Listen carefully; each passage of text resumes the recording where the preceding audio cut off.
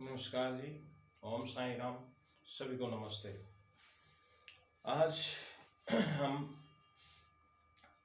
जैसे कि पहले बताया था कि हमने भाव के बारे में अध्ययन किया था। आज हम अध्ययन करने जा रहे हैं राशियों के, और राशियों की हम सबसे पहले पहली राशि मेष के बारे में चर्चा करेंगे। मेष जो है कुंडली की पहली राशि है काल पुरुष के हिसाब से, और नंबर 1 भाव में आती है। ये 1 भाव के अंदर ये कुंडली काल पुरुष में जो है यहाँ पे शो होती है, जिसको हम लगन का भाव भी बोलते हैं। इसका मेष राशि का स्वामी मंगल होता है। सूर्य इस भाव का कारक ग्रह होता है। इस राशि के अंदर अश्विनी, भरणी, कृत्तिका 3 नक्षत्रों की एनर्जी समाहित होती है। कृत्तिका का पहला पद और बाकी 4 पद अश्विनी और भरणी के इस राशि के अंदर आते हैं। मंगल इसका स्वामी होता है, जो मेष राशि है नंबर 1 भाव में आता है। इसके साथ में इस ग्रह के 2 हाउस होते हैं, 8th भाव और फर्स्ट। अभी हम फर्स्ट के बारे में ही बातचीत कर रहे हैं। नंबर 1 मेष राशि ये त्रिकोण के ग्रुप में आती है। 159 159 की राशियाँ जो है ये त्रिकोण भाव कुंडली के अंदर मानी हुई, ये शुभ राशियाँ होती हैं।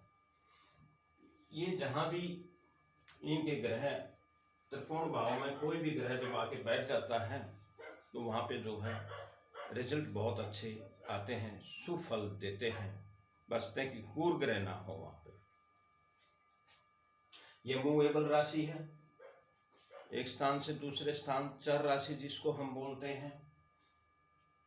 सूर्य इस राशि के अंदर यहाँ पे मेष राशि के अंदर 10 डिग्री पर ऊंच का होता है, और इसकी सामने वाली राशि तुला के अंदर ये जो है 10 डिग्री में नीच का होता है, जहाँ पे परिणाम शुभ नहीं आते हैं। अगर सूर्य 7th हाउस में मेष राशि के साथ तुला के साथ बैठा हुआ है। अग्नि तत्वों की राशि है और विषम श्रेणी के अंदर आती है ये राशि। इसका लिंग जो है पुरुष है, यानी पुरुष की श्रेणी में आती है ये मेष राशि। हम ये जितना भी बता रहे हैं मेष राशि के बारे में चरितार्थ कर रहे हैं, ताकि हमने पहले जो है मेष राशि का ही अध्ययन करना है। जो भी मुख्यतः इसके बिंदु हैं वो मैंने पूरे कवर करने की कोशिश की। जिन जातक का नाम चे, चू, चो, ला, ली, लू, ले, लो, ए, ये जो 9 अक्षर नाम के पहले अक्षर हैं जिस भी जातक के, तो समझो कि वो मेष राशि का जातक है। क्योंकि ये जो अक्षर हैं हम तभी जो है बता पाते हैं जब बच्चे का जन्म होता है कि उसके नाम का पहला अक्षर कौन सा निकलेगा।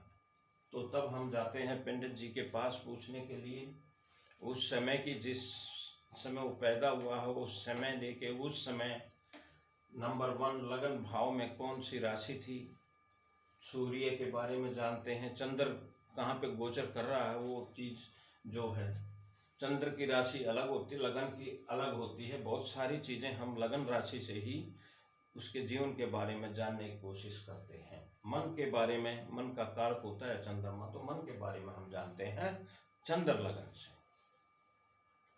इस राशि का साइन मेढ़ा होता है।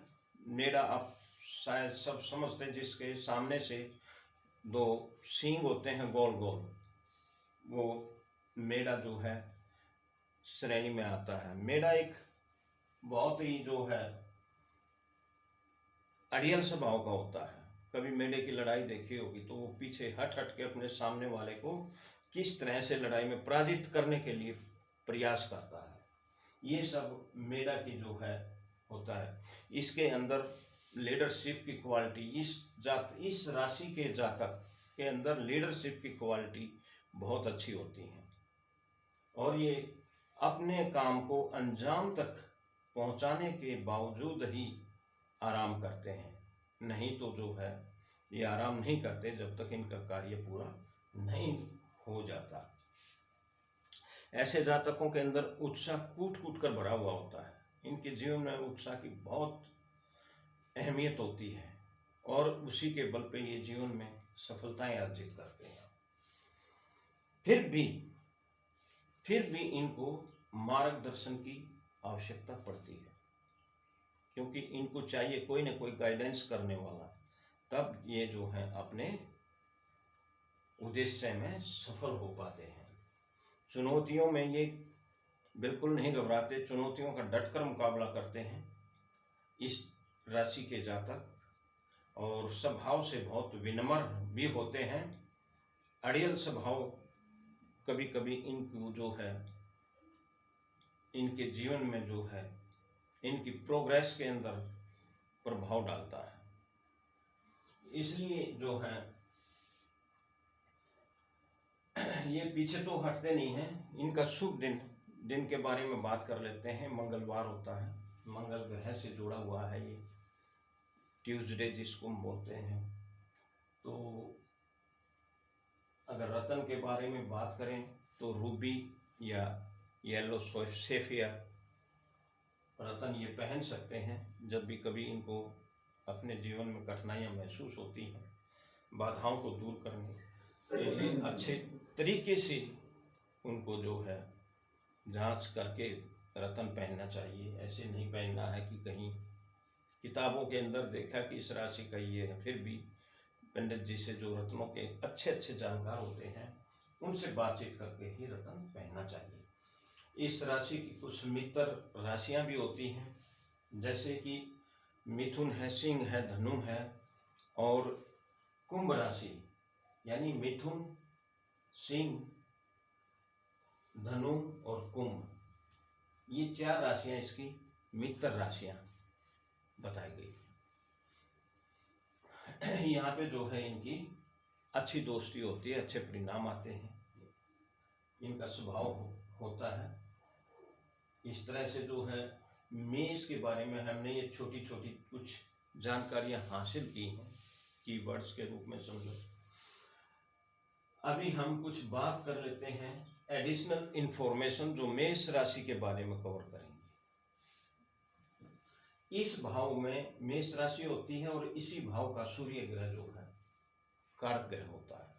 जो भी चीजें हम यहाँ पे परिणाम है जो भी है वो उसके ऊपर सूर्य का नियंत्रण होता है। सूर्य वहाँ का कारक ग्रह है। चंद्र मंगल गुरु के साथ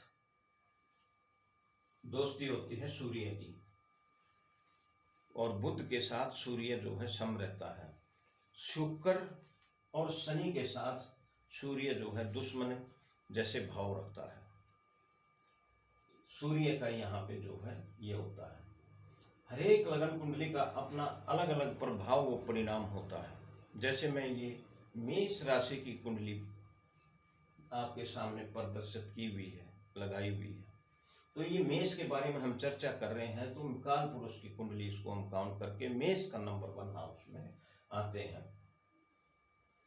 यहाँ पे मेष लगन की कुंडली है, ये इसलिए बताया था। और ये अग्नि तत्व की है। मैंने यहाँ पे तकरीबन सभी राशियों के तत्व भी लिखे हैं, ताकि इसको बार बार रिपीट करते रहेंगे। जब तक हम 12 राशि के पास पहुँचेंगे, कंप्लीट करेंगे, तब तक ये चीज़ें हमको मुख्यतः याद हो जाएंगी। जो हमारे जब हम कुंडलियों को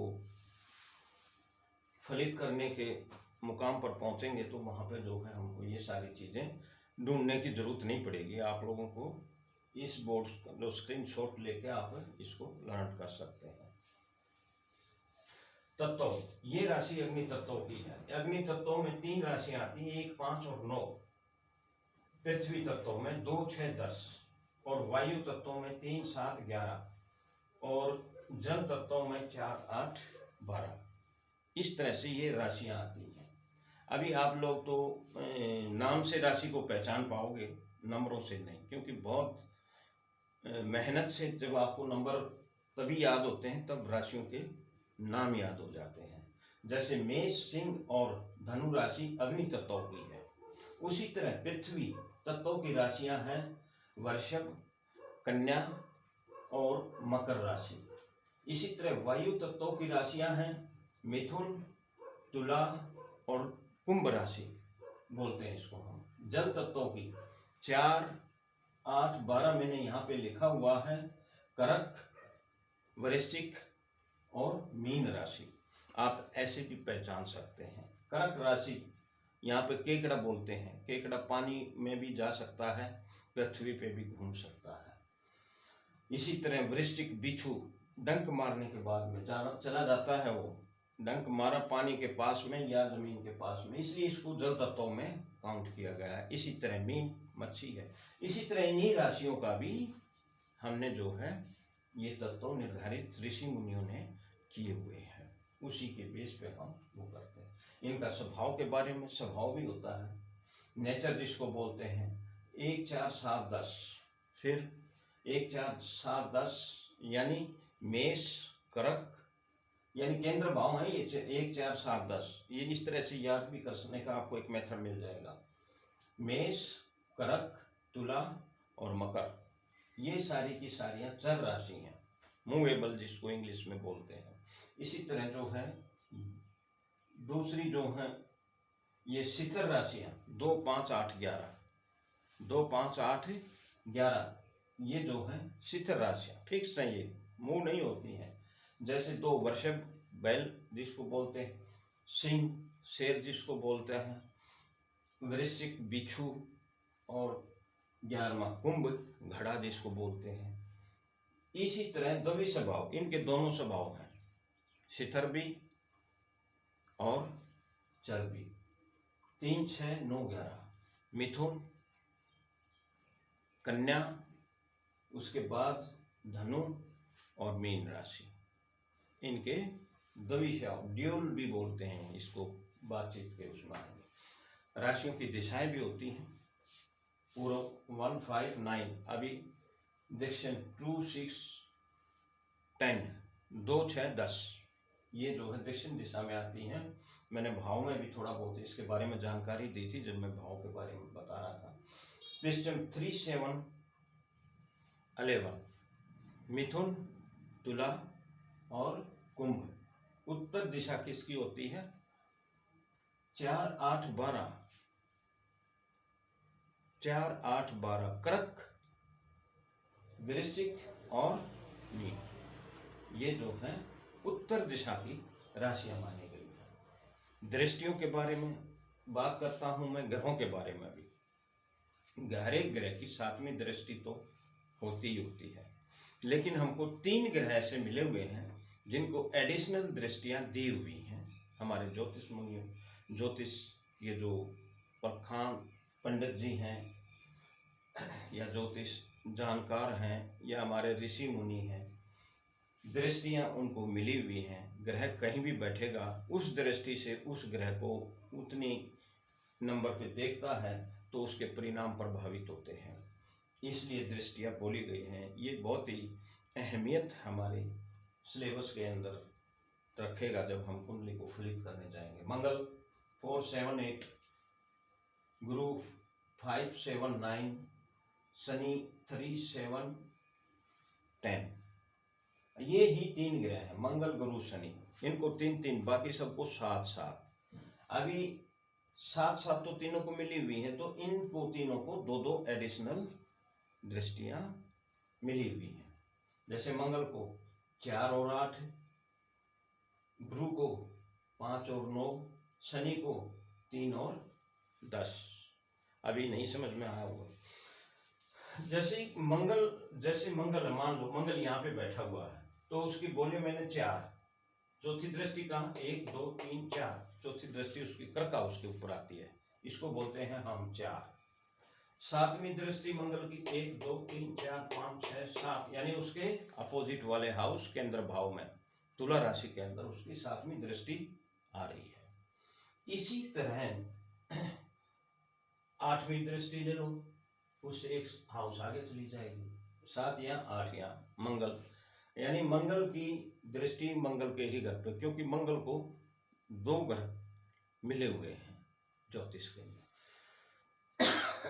अभी हम इस तरह से जो है इन राशियों को, इनकी दृष्टियों को देख सकते हैं किसी भी ग्रह की। बाकी जो दूसरे ग्रह हैं, चंद्र मंगल, ये जितने भी 7-9 ग्रह हैं हमारे, उनकी सबकी 7वीं दृष्टि है इन तीनों को एडिशनल छोड़ के। हालांकि 9 के 9 की 7वीं तो है ही है, लेकिन 2 एडिशनल मंगल गुरु शनि को मिली हुई है।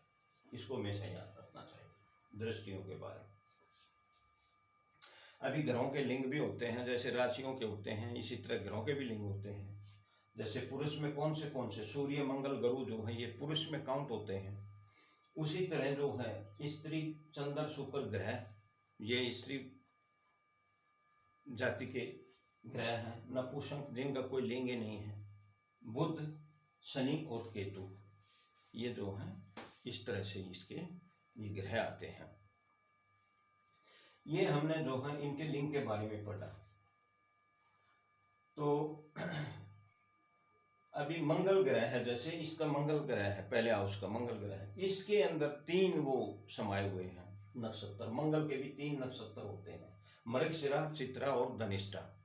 इसी तरह मेष राशि है, मेष राशि के भी जो हैं 3 नक्षत्र होते हैं मेष राशि के, जो मैंने अभी दिखाया था ना, अश्विनी भरणी कार्तिका। इस तरह से एक राशि के अंदर 9 पद आते, 2.25 नक्षत्र से जो है एक राशि कम। और ये जो है टोटल 30 डिग्री का एरिया होता है, 30 डिग्री कवर करती है एक राशि। 2 घंटे के अंदर जो है एक राशि जो है दूसरी राशि में प्रवेश कर जाती है। इस तरह से जो है राशियों का वो होता है। और इसके नक्षत्र भी इस राशि के जो हैं 9 पदा के अंदर काउंट करके 2.25 नक्षत्र बनते हैं।